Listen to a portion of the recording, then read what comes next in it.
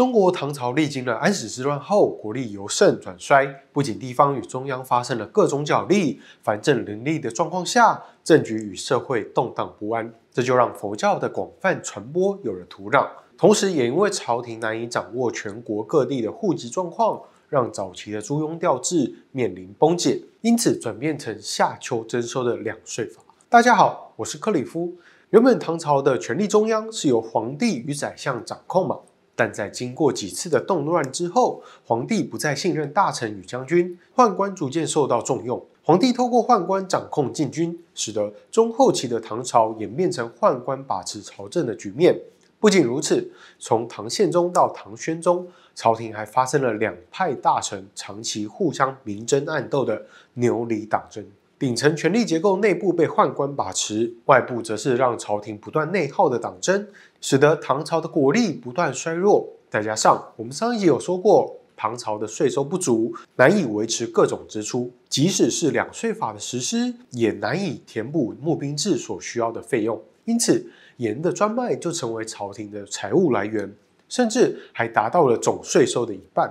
还有天下之富，盐利居半的说法。我们都知道盐是生活必需品嘛，政府专卖食用盐的制度确实能带来广大的收入哦，但依靠公家机关来生产、运送与贩售的话，恐怕官方无法负担这么庞大的人力，因此在实务的运作上，还是需要透过盐商来作为媒介。盐商登录盐籍之后，可以免除徭役，并可以在全国各地通行，加上贩盐的利润很大。因此，大农或大商转变成盐商后，更能迅速累积财富。盐商对上贿赂藩镇首领，获取将校的头衔，并拿到中央授予的官职；对下则从事高利贷。加上唐朝末年，朝廷对财政的需求越来越大嘛，于是就不断加高盐价，甚至达到原先的30倍。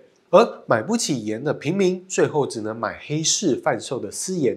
私盐哪怕比官方便宜一半，还是会有很大的利润，走私盐贩当然也就越来越多。于是这种矛盾的关系就出现咯，政府越缺钱，就越想要提高盐价，民众越是买不起，就只能想办法买私盐。政府为了填补财政，只能加强取缔私盐。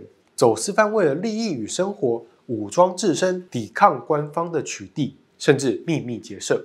而人民当然是比较欢迎便宜的私盐嘛，因此全国各地就有了许多拉帮结社的盐贼。而不只是盐，被苛征税收的茶也是类似的状况。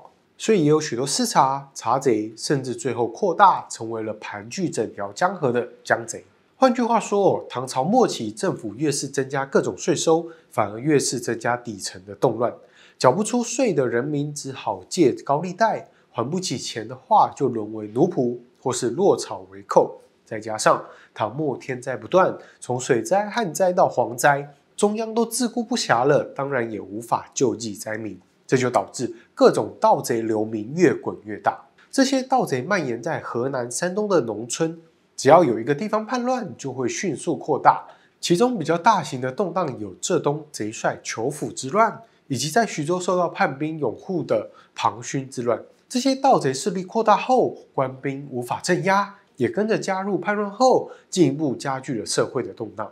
唐朝军队无法镇压下，仰赖于沙陀族的援军才能勉强平定。而沙陀军的首领因公被赐李姓为李国昌，他也成为唐末的新藩镇势力。但平息叛乱只是治标，不能治本。被镇压的余党与盗匪还是广泛在山东等地方活跃。加上公元873年的大旱灾与蝗灾，让更多的流民加入了盗匪。公元847年，蒲州盐贼王先知起事。出生于山东的黄巢，原本是盐商的儿子，但屡次科举总是落榜。碰到了王先知的造反后，也跟着加入反叛的行列。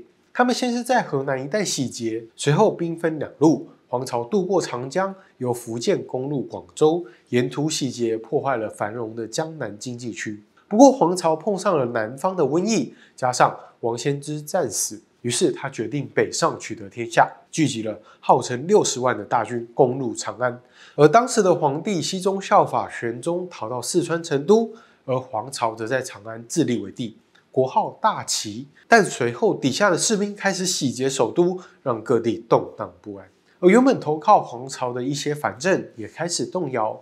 加上西宗赦免叛逃的李国昌与他的儿子李克用，两人率领杀头军重新击溃黄巢的军队。眼见形势逆转的黄巢军，有人叛逃回唐朝，而其中朱温的投降更是让黄巢走向了末路。最后，黄巢在李克用的追击之下，被赶入山东的山林里自杀。平定黄巢之乱后，唐朝并没有迎来中兴哦，反而加剧各地藩镇的势力。其中平定叛乱有功的李克用，以及投降唐朝的朱温，成为唐末最大的两个藩镇势力。他们都有夺取天下的野心，也因此展开了争夺。他们从朝廷争到藩镇，随着藩镇版图不断的扩大，最后唐朝只剩下首都能够管控，朝廷也沦为各个藩镇的战利品。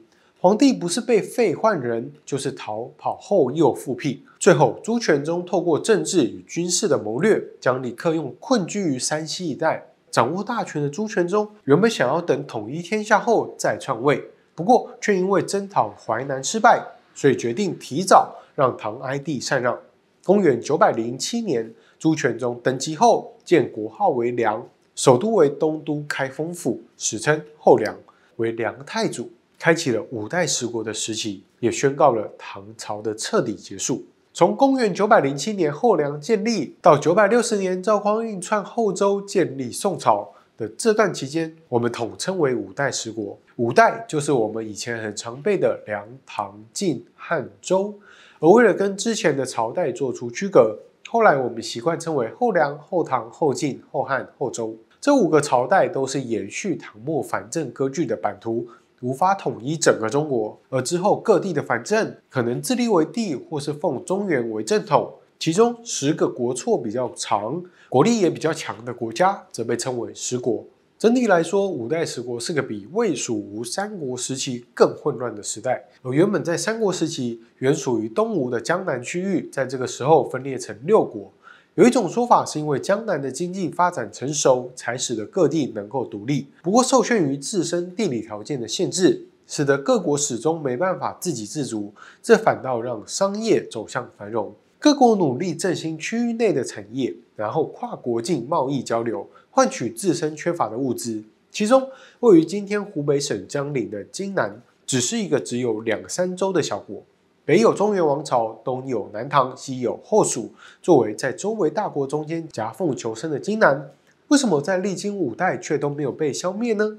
有学者认为，荆南作为大国之间的缓冲区域，有存在的必要性。另一种说法则是它位于南北交通网络的中心，是商业贸易的重要据点。江陵有全中国最大的茶市，让各地豪商显贵都会来这边贸易。而在荆南的南方楚国，就是因为产茶带来的巨大利润，导致农民不再养蚕，都改种茶树，使得他们得向北方购买布景。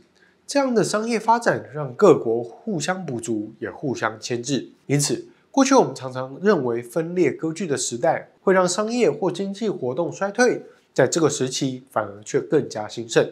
不过，在贸易更频繁后，各国的国界与政治上的对立就会造成商业发展的阻碍。南方各国为了维持自身的产业，并且避免缺乏的物资导致受制于人，很难在政治或军事上更进一步。这也就让5代的最后一朝后周逐渐统一北方后，南方的商人也希望能够加速统整，让之后宋朝能够相对简单的统一南方各国。不过这个部分我们之后再聊，先继续回到5代十国。前面有说朱全忠迫使唐哀帝禅让，建国为梁。